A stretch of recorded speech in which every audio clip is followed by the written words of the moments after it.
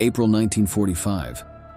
The Germans have been driven out of the territories occupied during World War II, but they are convinced that they can resist in their own country. The Nazi Military High Command assures that Berlin will be the grave of the Red Army. But history had another ending in store.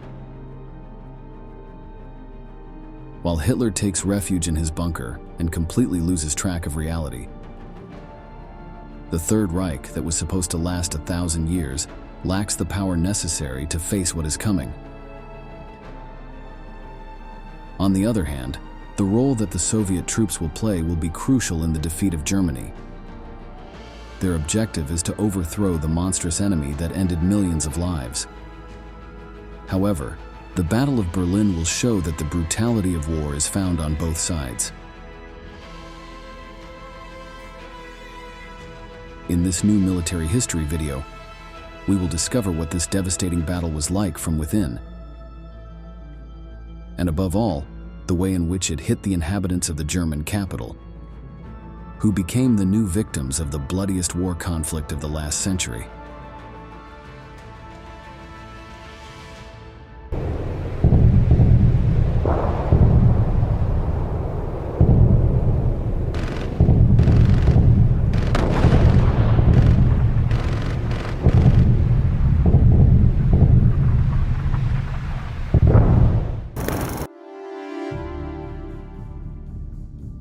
Berlin is about to fall and suffer one of the most violent episodes of the Second World War. Soon, everything will be over, and the regime that would build a new empire throughout Europe will be reduced to ashes. But how did it go from glory to ruin? To understand this, we must take a brief look at the last decade in the Nazi capital. In the 6 years between Hitler's seizure of power on January 30th, 1933, and the start of the war in 1939, the standard of living of Germans rose dramatically. Through a combination of confiscated Jewish property and loans from abroad, the Third Reich obtained funds for public works projects that created millions of jobs. In addition, it pampered the population with benefits that had not existed before, such as credits or tax reductions.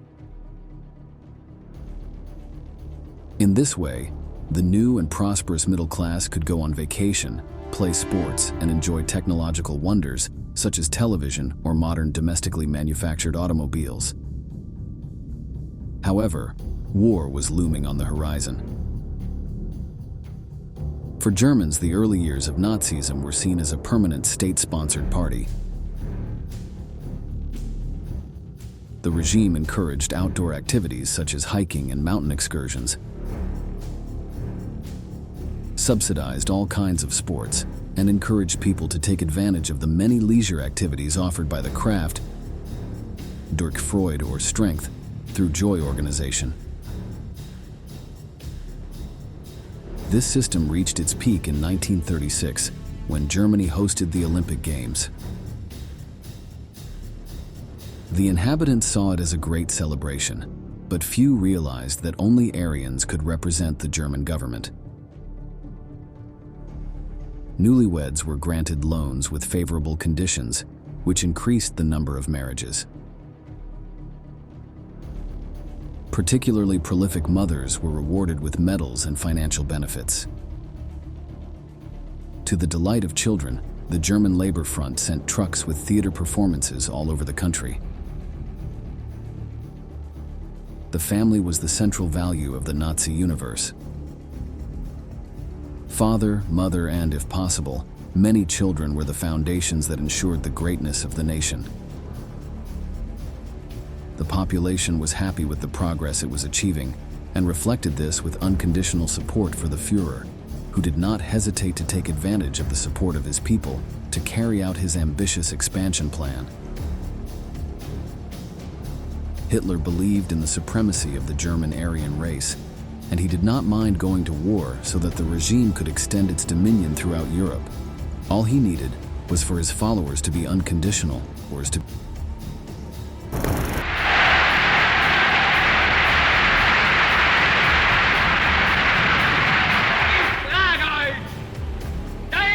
entschlossen, dem Führer in der Erkämpfung des Sieges durch dick und dünn und unter Aufnahme auch der schwersten persönlichen Belastungen zu folgen.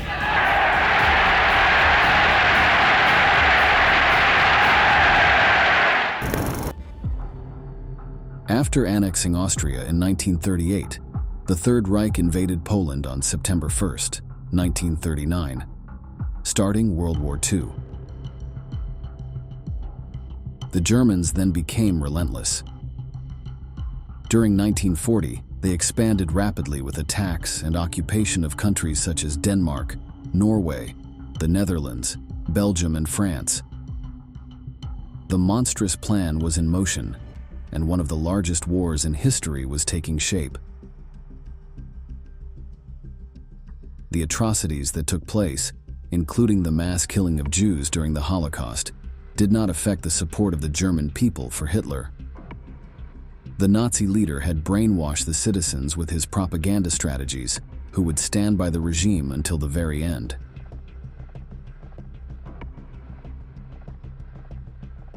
During the first years, the war went as the Führer had expected. However, the attempt to invade the Soviet Union changed the course forever. The defense of the Red Army was a great obstacle for the Nazis, from which they suffered numerous casualties. This affected the German forces when it came time to fight simultaneously on two fronts. On June 6, 1944, D-Day took place, the famous Normandy landing in which Allied troops led by the United States arrived in France to liberate the country. The battle that took place in that territory meant a hard blow for the Third Reich, and it would not be the only one. At the same time, Soviet soldiers advanced from Eastern Europe, destroying German army groups present in Belarus, Poland, and Romania, among others. However, the great objective of Stalin's men was Berlin. The Nazi regime withstood the attacks of its rivals for several months, but did not manage to stop them completely. By January 1945, the forces of the USSR finally liberated Warsaw and Western Poland, and on April 13th, they captured Vienna. 3 days later, they had surrounded the German capital. For those who had been on the front lines and were now confined to Berlin, disabled or wounded, the explosions heard in the suburbs sounded different. The sound was the result of field artillery shells, and not the bombs to which they were accustomed by the Allied Air Force. This could only mean one thing. The city was now within range of Soviet guns. The population, astonished and terrified, began to wonder how they had gotten to this point.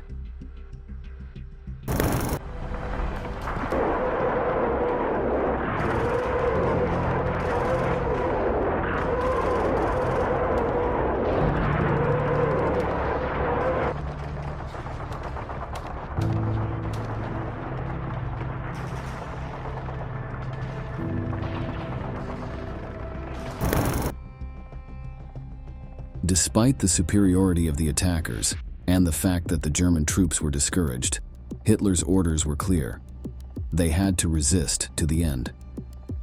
The Führer took refuge in his bunker together with other Nazi leaders, such as the Minister of Propaganda, Joseph Goebbels, and did not want to hear about surrender. In his madness to prevail, he was prepared to uselessly sacrifice the entire population of Berlin. In those dramatic circumstances, surrendering and raising the white flag was punishable by death, and anyone who deserted or hid to avoid combat was hanged. The situation in the capital became desperate from one moment to the next. Most civilians hid in basements and subway stations that had been adapted as air raid shelters. However, these places were overcrowded and lacked basic hygiene conditions. People often spent days or weeks in these shelters, listening to the roar of Soviet bombing and artillery. The most vulnerable, such as children and the elderly, suffered greatly. The youngest in particular were exposed to an environment of constant violence, and many were orphaned or traumatized for life.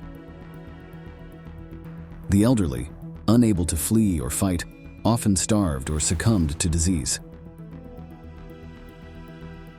With the city surrounded and supply lines cut, food shortages became a deadly threat. Food was strictly rationed, and many civilians survived on what little they could find, such as roots, leaves, or stray animals. Diseases, such as dysentery, spread rapidly due to the lack of clean water and poor hygiene. Such a scenario also gave rise to the rise of the black market in Berlin, where basic goods were exchanged for jewelry, clothing, and other valuable belongings. This illegal trade was fraught with risk, but for many it was the only way to obtain something to eat. As the population suffered the brutality of war, Adolf Hitler wanted to keep the Germans' fighting spirit alive. That task fell to the Third Reich's propaganda minister, Joseph Goebbels. The German leader gathered the remaining soldiers to try to disguise the gravity of the impending defeat and launch a last desperate attempt. This was one of the calls for resistance from the perverse mind behind the publicity machine, which used the term total war to emphasize the need to give one's life for one's country.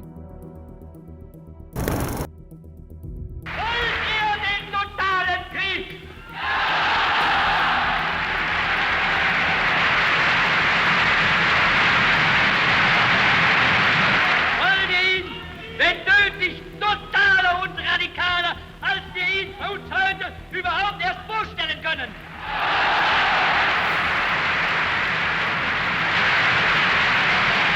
Seid ihr bereit, mit dem Führer als Phalanx der Heimat hinter der kämpfenden Wehrmacht stehen, diesen Kampf mit wilder Entschlossenheit und unbeirrt durch alle Schicksalsfügungen fortzusetzen, bis der Sieg in unseren Händen ist?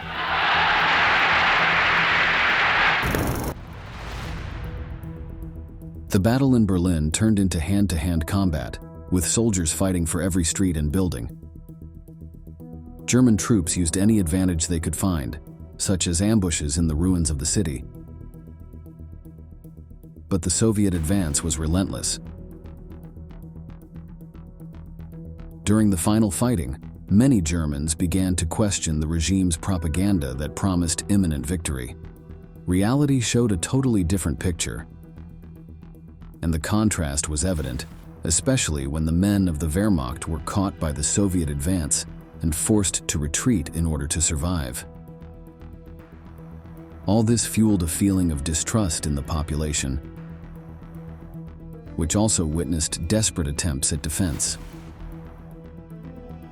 The Third Reich was aware that the lack of experienced troops was a big problem, and recruited the Volkssturm, a militia made up of older men and teenagers without proper military training. These inexperienced soldiers were thrown into the front line in a fight they could not win, facing a much better armed and trained enemy. It was practically a sacrifice arranged by the Führer, who remained in his bunker under the Chancellery. From there, Hitler continued to issue absurd orders, such as massive counterattacks that lacked military sense. These orders reflected his disconnection with reality and contributed to the high mortality rate among the combatants who were forced to comply with them. Despite causing losses without reason, the Nazi leader continued to impose his will on those around him. He issued new directives that surprised everyone, such as the destruction measures in the territory of the Reich. Also known as the Nero Order, the initiative established a policy in which the Germans burned their own lands before they could fall into enemy hands and favor their advance.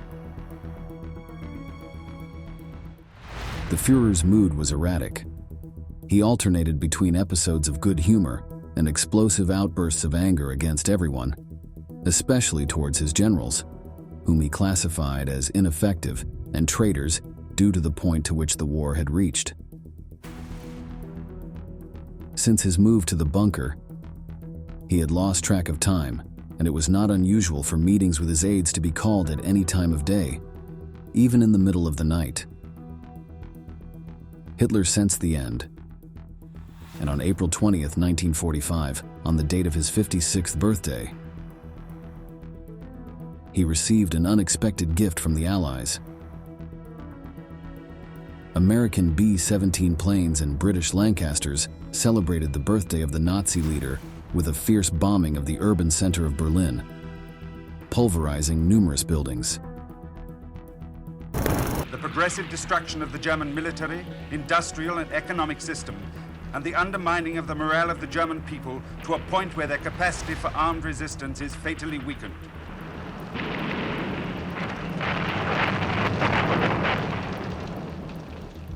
This is not precision bombing of military targets, it is area bombing. Berlin is both the capital and an industrial center. The Berliners themselves are the target.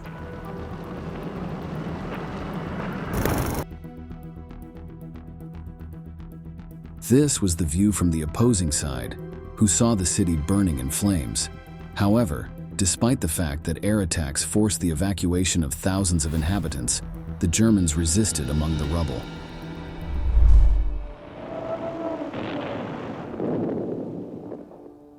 One morning we find the zoo has been badly bombed. People are heartbroken and angry, but still it doesn't close. It keeps open with the animals that are left. It is like Berlin, battered and disorganized, but far from defeated. Berliners, looking at the damage of their zoo or their homes, smile or shrug and quote from a speech Hitler made in his early days. Just give me 10 years and you won't recognize your cities. Those words had come true, but certainly not in the way the Führer had expected. The capital was practically destroyed. The feeling of defeat began to grow. Most Germans in Berlin, both civilians and soldiers, experienced a psychological breakdown as they realized that the war was lost. Many who had believed in the invincibility of the Third Reich felt betrayed by their leaders. Goebbels continuously tours the city, encouraging the people. One woman he meets in the street complains that her whole house has been destroyed the night before her wedding. Goebbels asks how old she is. 55. Well then, be thankful it is your furniture and not your husband. You can get new furniture, but do you think you could find a new husband so easily? Many people are now weary. Steadily more are losing faith in Nazi promises of final victory. With each passing day, the situation became even more difficult. Like civilians, soldiers suffered from a lack of food, ammunition, and medicine. Conditions were extremely harsh, and many fighters died not only from enemy bullets, but also from untreated diseases and wounds. Although the battle took place in spring, low temperatures and bad weather also made the situation worse. Makeshift trenches and shelters were often filled with mud, and German troops suffered from hypothermia and other weather-related health complications.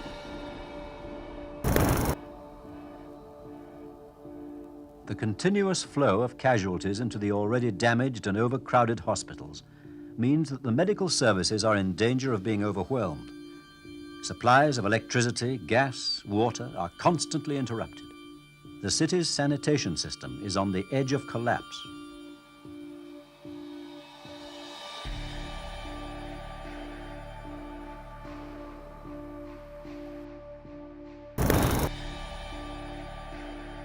Eventually, the fall of Berlin became apparent to the entire world.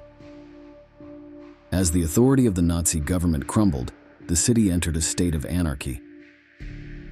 There was widespread looting of shops and warehouses, often by desperate people looking for food. The police, who were overwhelmed or simply had stopped working, were unable to maintain order. With the collapse of a once flourishing city, violence between civilians also increased. Neighbors who had previously lived peacefully together began to distrust each other, and robberies and assaults became commonplace. Chaos was not lost on the military forces. Some German officers began to disobey orders from Hitler himself, knowing that the war was lost. While fear of reprisals from both the Germans and the Soviets kept many in combat until the last moment. As the situation became desperate, the number of desertions increased. Many soldiers simply abandoned their posts, preferring to surrender to the Western Allies or hiding among the civilian population to avoid capture by the Red Army. In some cases, entire units surrendered en masse. Although Nazi propaganda preached fighting to the death, most fighters preferred to survive despite the risk of being executed for disobedience. Thousands of the Home Guard and party members are throwing away their badges and rifles, melting into the city to become civilians again. Order is breaking down. Sense of ownership goes by the board. People grab what they want. The SS frantically tore the uncaptured areas, hanging deserters from lampposts.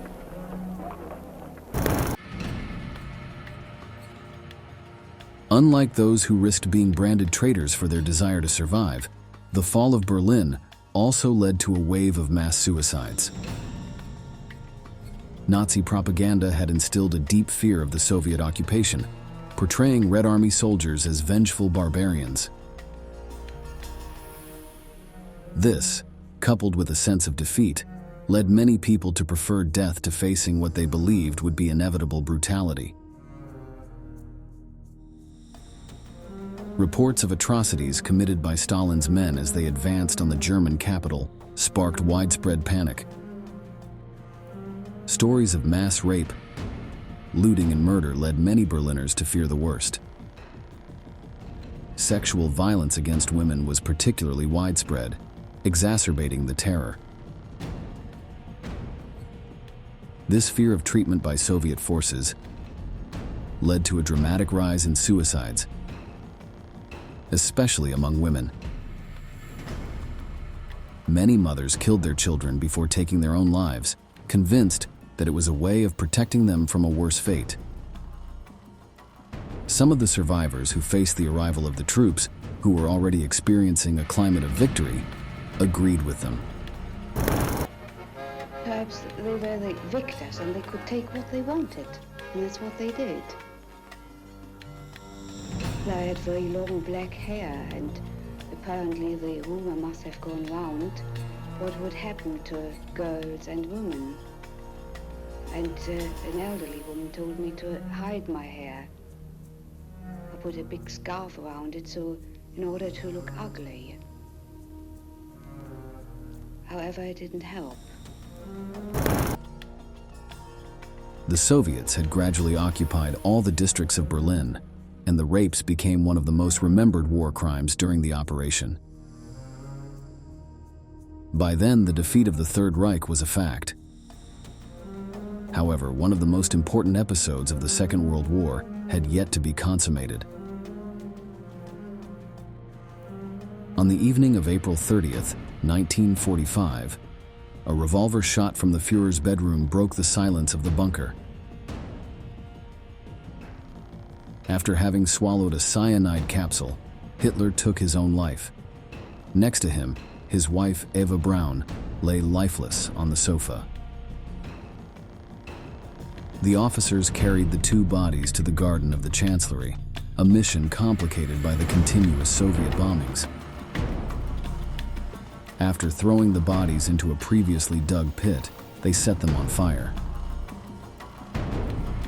While the remains of the German leader were consumed by the flames, outside, the Nazi leaders who remained at the site performed the last National Socialist salute in his honor.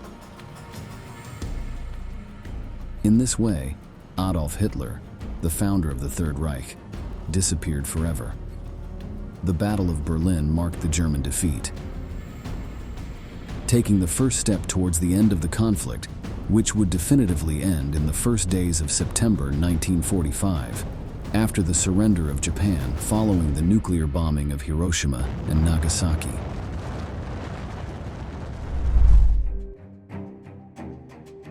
The conflict in the German capital was an experience of absolute horror for the population, marked by desperation, brutality, and the collapse of a society that had been dragged into total war.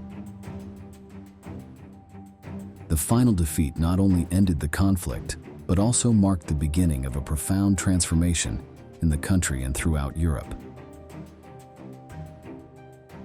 Now, after having discovered how the failure of Nazism was experienced from within and the violent destruction that Berlin suffered, it is time to say goodbye. Thank you very much for having accompanied us until the end. We hope to see you again in the next military history video.